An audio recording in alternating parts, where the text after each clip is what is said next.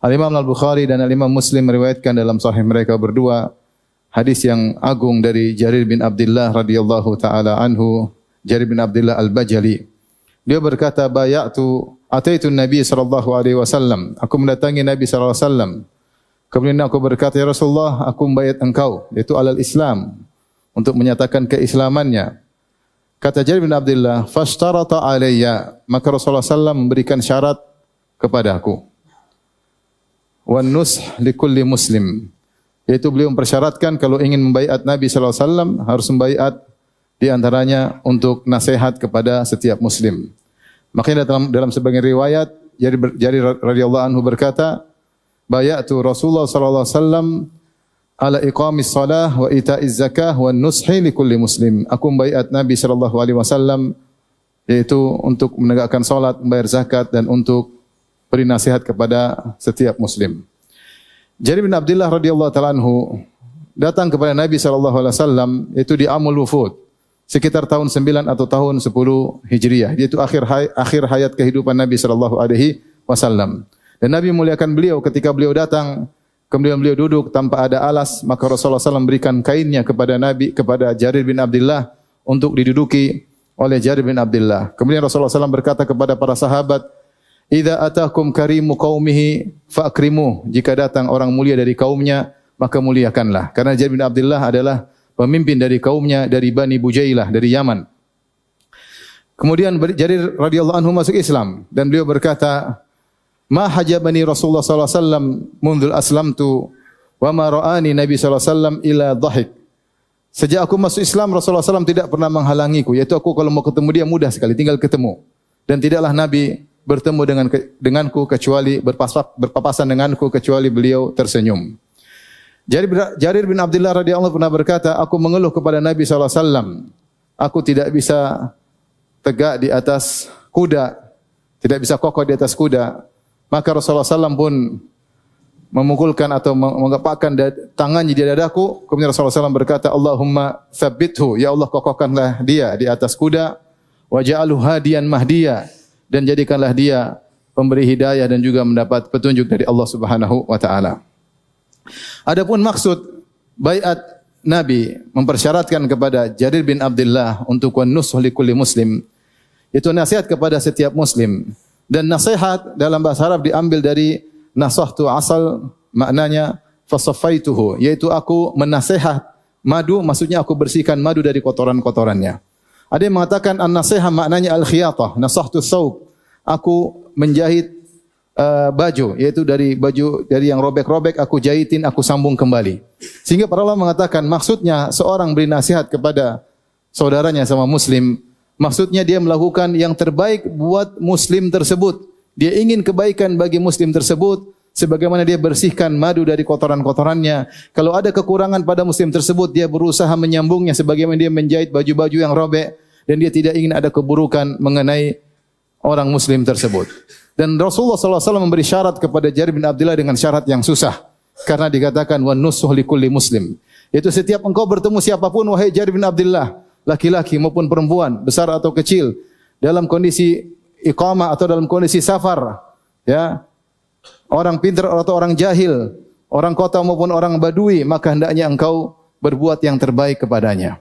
Ada yang mengatakan Nabi SAW beri syarat hal tersebut kepada Jarir bin Abdullah karena dia adalah pemimpin kaumnya dan dia akan pulang ke negeri Yaman untuk berdakwah dan dia harus bersikap demikian sebagai seorang dai. Ada yang mengatakan karena kaumnya terkenal dengan kaum Ghadar, ahli Ghadar, suka berkhianat, maka Jarir disuruh untuk menasihati kaumnya. Intinya Jarir bin Abdullah kemudian menjalankan nasihat Nabi atau baiat Nabi SAW tersebut, dan ini adalah perkara yang sulit. Maka diriwayatkan oleh At-Tabrani dalam Mu'jamnya, Jarir bin Abdullah radhiyallahu taala anhu, kalau beliau idza ba'a syai'an aw ishtara syai'an, jika dia membeli sesuatu atau dijual sesuatu kepada orang lain, dia berkata kepada orang tersebut, ma akhadna minka ahabbu ilaina mimma a'tainak fakhtar. Setelah dia selesai jual beli, dia bilang, wahai sang penjual atau sang pembeli, apa yang kami ambil darimu lebih kami cintai daripada apa yang kami berikan kepadamu. Itu apa yang kami beli lebih kami sukai daripada apa yang kami jual. Atau apa yang kami jual kepadamu sehingga kau ambil lebih baik dari kami lebih menyukai apa yang kami terima darimu. Silakan pilih. Dia suruh orang yang berjual beli tersebut memikir kembali. Karena apa yang kami ambil lebih kami sukai daripada apa yang kami berikan kepadamu. Bahkan lebih dahsyat dari itu, Al-Imam Nawawi rahimahullah dalam syarah Sahih Muslim menyebutkan riwayat yang juga diriwayatkan oleh Tabrani bahwasanya suatu hari Jarir bin Abdullah radhiyallahu taala anhu mengutus budaknya untuk membeli seekor kuda. Maka datanglah sang budak membawa kuda dan pemilik kuda tersebut. Maka Jarir bertanya, "Berapa kau jual?" Kata dia 300 dirham. Maka kemudian Jarir bin Abdullah mengambil kuda tersebut dengan harga 300 dirham. Kemudian dia lihat-lihat lagi kuda ini. Dia bilang ini kuda lebih bagus daripada harganya. Bagaimana kalau saya tambah 100 dirham? 400 dirham. Kata dia, terserah engkau wahai Jarir. Dia lihat lagi, dia bilang bagaimana kalau 500? Sampai akhirnya jadi 800 dirham. Karena dia tahu kuda ini tidak pantas dibeli dengan harga 300 dirham. Dan dia melaksanakan wasiat Nabi, wan nusuh likulli muslim. Yaitu ingin yang terbaik bagi muslim manapun. Maka dia tidak ingin seandainya, artinya dia menempatkan posisinya, seandainya dia menjadi penjual kuda tersebut, tentu ini harga yang kurang pantas. Maka akhirnya Jarir bin Abdullah dari 300 dirham, dia naikkan harganya sampai 800 dirham, kemudian dia berikan kepada penjual kuda tersebut. Allahu Akbar. Luar biasa bagaimana akhlak Jarir bin Abdullah radhiyallahu taala anhu, an-nushu likulli muslim. Lihatlah di zaman sekarang, bagaimana banyak penjual yang tidak nasih, yang malah kalau bisa menipu pembeli, maka dikatakan kamu penjual yang hebat. Bisa ngambil untung sebanyak-banyaknya, bisa menipu sang pembeli. Ketika jual barang kepada orang lain, dia tidak menceritakan kondisi yang seadanya. Dia menutupi aib-aib barang tersebut. Dia tidak menceritakan yang terbaik untuk sang pembeli. Seharusnya kalau pedagang yang terbaik, yang menjalankan wasiat Jarir bin Abdullah, maka dia akan jelaskan. Kalau ada beberapa pilihan barang, dia berkata, yang ini begini, yang ini begini, yang ini begini, ini harganya begini, terserah kamu pilih yang mana. Maka dia menjelaskan dengan sebaik-baiknya, seakan-akan dia ingin beli. Terserah sang pembeli milih yang mana. Bukan malah menutup aib, bahkan bangga kalau bisa menjual barang yang murah dengan harga yang mahal, dengan menyembunyikan sebagian aib dari barang-barang tersebut. Maka seorang berusaha menjadi orang yang terbaik bagi muslim yang lain dalam segala kondisi, baik dalam muamalah maupun dalam kegiatan-kegiatan yang lainnya. Aqulu qouli hadza astaghfirullah li wa lakum wa lisal muslimin kulli dhanbin wa khati'ah fastaghfir innahu wal ghafurur rahim. Alhamdulillah ala ihsani wa syukrullahu ala taufiqihi wa amtinani wa asyhadu an la ilaha illallah wahdahu la syarika lahu ta'ziman li sya'ni wa asyhadu anna Muhammadan abduhu wa rasuluhu ada ila ridwani. Allahumma salli alaihi wa ala alihi wa ashabihi wa ikhwani. Ma'asyiral muslimin, hadis ini mengajarkan kita untuk mencari pahala dan keridhaan Allah ketika bermuamalah dengan siapapun. Kita tahu umur kita tidak panjang dan kita tahu kemampuan kita untuk beramal terbatas, ya.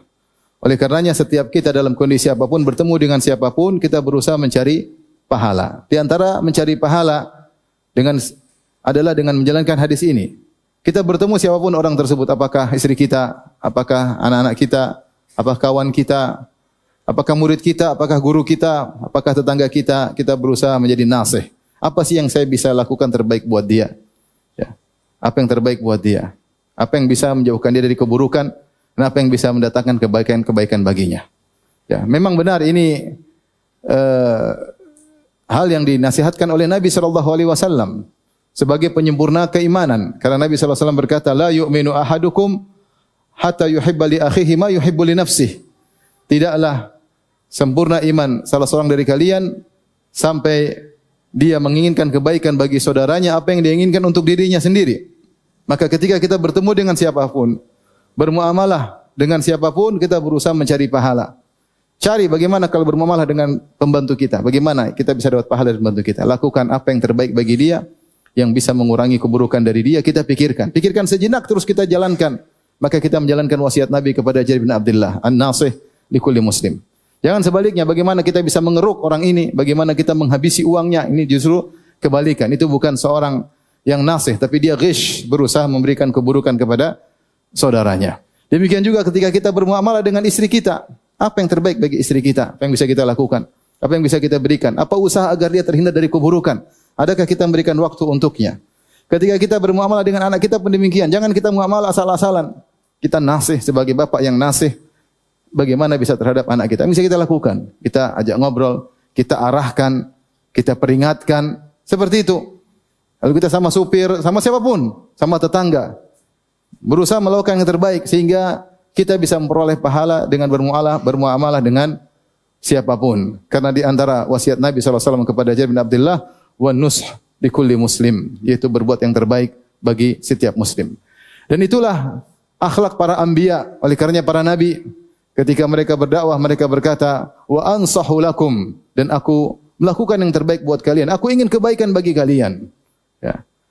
Dalam ayat yang lain, wa ana lakum nasihun amin, dan aku adalah pemberi nasihat yang terpercaya bagi kalian. Mereka sudah berusaha semaksimal mungkin memberikan nasihat dalam dakwah meskipun sebagian mereka ditolak dan umatnya masih banyak yang kafir kepada nabi-nabi tersebut. Semoga Allah Subhanahu wa taala mengampuni dosa-dosa kita dan menganugerahkan kepada kita akhlak yang mulia sehingga kita bisa menjadi orang yang nasih kepada muslim manapun yang kita temui.